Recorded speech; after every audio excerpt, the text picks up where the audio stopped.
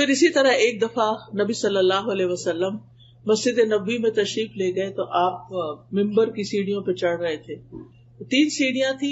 ہر دفعہ آپ نے آمین کہا.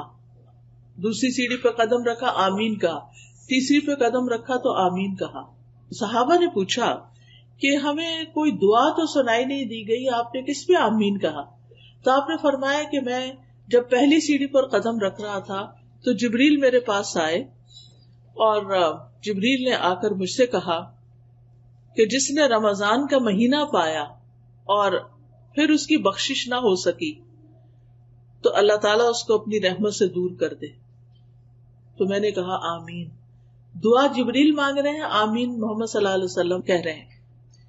پھر فرمایا جس نے اپنے والدین یا دونوں میں سے کسی ایک کو پایا اور آگ میں داخل ہو گیا اس کو بھی اللہ اپنی رحمت سے دور کرے. کیا مطلب ہے اس کا؟ کہ جس نے اپنے والدین کو بڑھاپے میں پایا یا ویسے والدین اس کے پاس آئے اور اس نے ان کی خدمت نہ کی, ان کا خیال نہیں رکھا اور ان کو خوش نہیں کیا, تو پھر کیا ہے؟ اللہ اس کو اپنی رحمت سے دور کر دے. اللہ کے حق کے بعد سب سے پہلا حق والدین کا حق ہوتا ہے, بھلے انہوں نے زندگی میں ہمارے ساتھ کوئی زیادتی کی ہو. کیونکہ کچھ بچوں کو اپنے ماں باپ سے بہت شکایت ہوتی ہے, اور خاص طور پر جب بچے چھوٹے ہوتے ہیں تو اس وقت تو ان کو خواہ کی شکایتیں ہوتی ہیں, اور بعض اوقات وہ سمجھتے ہیں کہ ماں باپ کو تو کچھ پتا ہی نہیں ہے, ہم زیادہ علامہ فلسفی بن گئے ہیں 4 جماعتیں پڑھ کے, اور ماں باپ تو بس یہ تو دیسی ہیں, پیچھے سے آئے ہیں, ان کو نہیں پتا کہ یہاں کیا ہوتا ہے. تو بات یہ ہے کہ ماں باپ کچھ بھی ہو, چاہے چٹے ان پڑھ ہی کیوں نہ ہو, ہم پر لازم ہے کہ ہم ان کی رسپیکٹ کریں, ہم ان کی کیئر کریں, ہم ان کا خیال کریں, چاہے وہ غلطیاں کر رہے ہوں. پھر بھی حضرت اسماء رضی اللہ تعالی عنہا کی والدہ مشرکہ تھی, مشرک تھی, مسلمان نہیں ہوئی تھی. حضرت اسماء ہجرت کر کے مدینہ آ گئی تھی, کیونکہ جتنے بھی مسلم تھے انہوں نے مکہ چھوڑا, مدینہ آ گئے. اب ظاہر ہے بیٹی مدینہ میں ہے اور ماں مکہ میں ہے. اب ماں کو کچھ ضرورت پیش آتی ہے تو وہ مکہ آتی ہے ٹریول کر کے. اس زمانے کا ٹریول 8 دن سے پہلے پہنچتے نہیں تھے لوگ, اور وہ آ کے اپنی بیٹی کے پاس جاتی ہے اور کہتی ہے کہ بیٹی مجھے کچھ ضرورت ہے, کچھ مال کی ضرورت ہے, میری کچھ ضروریات ہیں تو تم پوری کرو. کیونکہ اس کو پتا تھا کہ ابو بکر کی بیٹی ہے رضی اللہ تعالیٰ عنہ کی, اور ابو بکر ایک مالدار انسان ہے, اور بیٹی کے پاس بھی ہوگا تو بیٹی مجھے کچھ دے گی. اب ان کو پریشانی ہوئی کہ میری ماں تو مسلم ہی نہیں ہے, تو میں ان کے ساتھ حسن سلوک کروں یا نہ, میں ان کو کچھ دوں یا نہ, شاید مجھے اپنا مال صرف مسلم ماں کو ہی دینا چاہیے تو ان کو نہیں دے سکتی. تو انہوں نے کہا اچھا میں ذرا ابھی آتی ہوں. پھر وہ نبی صلی اللہ علیہ وسلم کے پاس تشریف لائیں اور آپ سے پوچھا کہ اللہ کے رسول صلی اللہ علیہ وسلم, میری والدہ مکہ سے آئی ہیں اور وہ مسلمان نہیں ہیں اور وہ مجھ سے مدد چاہتی ہیں, کیا میں ان کی مدد کر دوں؟ تو آپ نے فرمایا صلی امکی, اپنی ماں کے ساتھ صلہ رحمی کرو, یعنی اپنی ماں کے ساتھ حسن سلوک کرو. یعنی ماں جو کچھ کہتی ہے, جو مانگ رہی ہے وہ دو اس کو.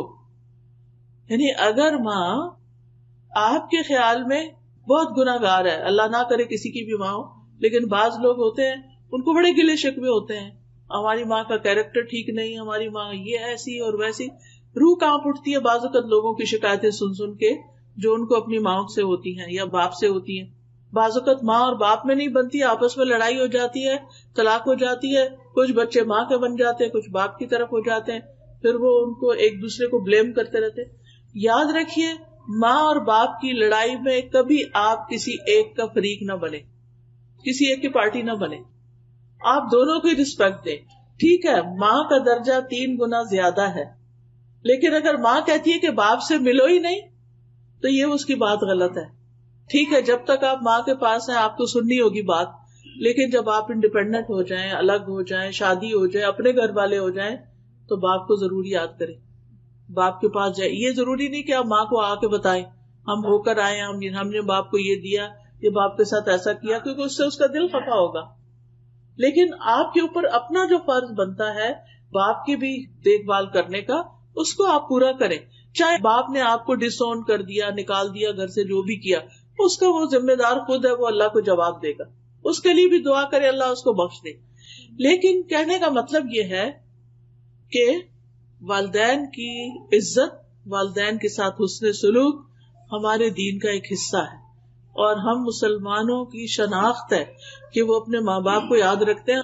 ہم دوسرے قوموں کی طرح نہیں ہے کہ جو سال میں ایک دن مدرس ڈے پہ ماں باپ کو کوئی گفٹ دے دیں اور باقی سال پلٹ کے پوچھے بھی نہ کہ تم کون ہوتے ہو. ہمارا کلچر، ہمارا دین، ہمارے طور طریقے، ہمارا لائف سٹائل مسلمانوں والا ہونا چاہیے، کیونکہ اللہ نے ہمیں گائیڈنس سے نوازا ہے، نور عطا کیا ہے، روشنی عطا کی ہے. ہمیں محمد صلی اللہ علیہ وسلم جیسے پیغمبر دیے ہیں جن کے بارے میں اللہ تعالیٰ اسی سورۃ الاحزاب میں فرماتے ہیں لَقَدْ كَانَ لَكُمْ فِي رَسُولِ اللَّهِ أُسْوَةٌ حَسَنَةٌ، تمہارے لیے اللہ کے رسول صلی اللہ علیہ وسلم کی زندگی میں خوبصورت نمونہ ہے.